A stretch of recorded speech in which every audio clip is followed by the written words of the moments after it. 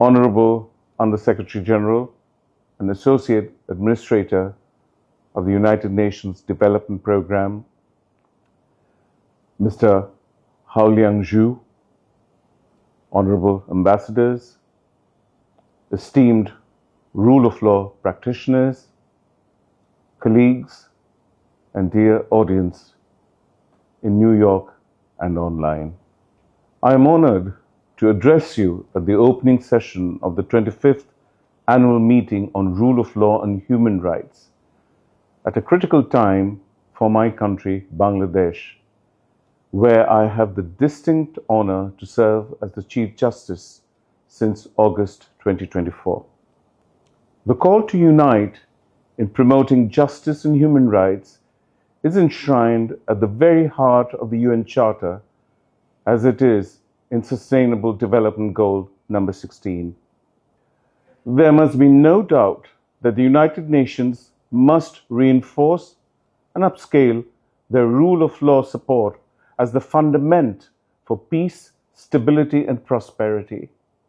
I call on you to support this mission regardless of historical and contemporary setbacks, despite competing priorities and in face of a sense that building robust and independent judiciaries is too daunting a task to even embark on. Our work in Bangladesh over the past 9 months is a prime example of both. The centrality of rule of law reforms in countries in transition and of the UN's, and in particular, the UNDP's ability to effectively support profound and far-reaching justice reforms with its broad and specialized expertise and its agility to scale up, deploy, and tailor support as required for transformative change. In Bangladesh, the July-August 2024 revolution led to the ousting of the previous regime and the appointment of an interim government led by Nobel laureate Professor Muhammad Yunus. Student-led protests featured an unprecedented uprising of the youth against injustice, arbitrariness, and oppression, and the stark vindication of justice.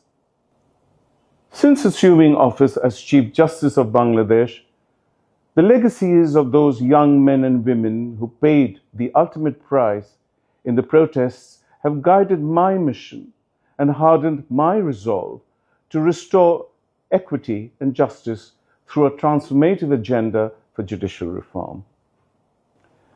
The inherited backlog of more than 4.2 million cases and the deeply rooted distrust in the judiciary, crippled by ever-growing political instrumentalization, would not discourage me from taking immediate and resolute action.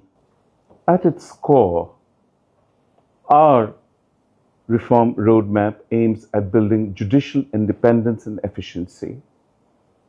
The UNDP supports us in its implementation with technical expertise, including an alignment with international standards and norms and advice on integrity, digital transformation, people-centered approaches, and outreach advice. Together with a growing number of international partners, including the EU, the UK, and Sweden, UNDP also supports the convening of countrywide judicial discussion on judicial independence. A recent peer exchange with South African experts on transitional justice tools supported by the UNDP reinforced my conviction that far-reaching and transformative reforms of the judiciary must be the fundament for other sectoral reform in any transition, from unjust and dictatorial regimes to stable, peaceful, and prosperous democracies.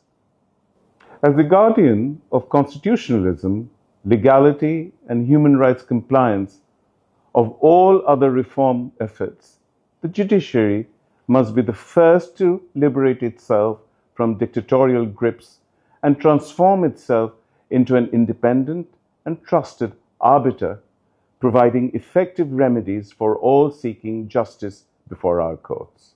Ladies and gentlemen, inasmuch as Bangladesh must be an example of a transition towards a better future, our resolute pursuance of justice reform in volatile and challenging circumstances must remain a pillar of hope for all Bangladeshi men and women, that the promise of fundamental reforms towards a peaceful, stable, more equal, and prosperous future is being kept. When justice is absent, it will be vindicated on the streets. Reinstating justice leads us to peace, stability, and the promotion of human rights. I am grateful to the United Nations and in particular to the UNDP Country Office, the Regional Hub, and the Global Team for the unwavering support we received in justice and human rights reforms. I hope my address will inspire your deliberations in this annual meeting and reinforce your conviction to promote justice and the rule of law globally. Thank you for the opportunity to address you and to send my greetings from Dhaka.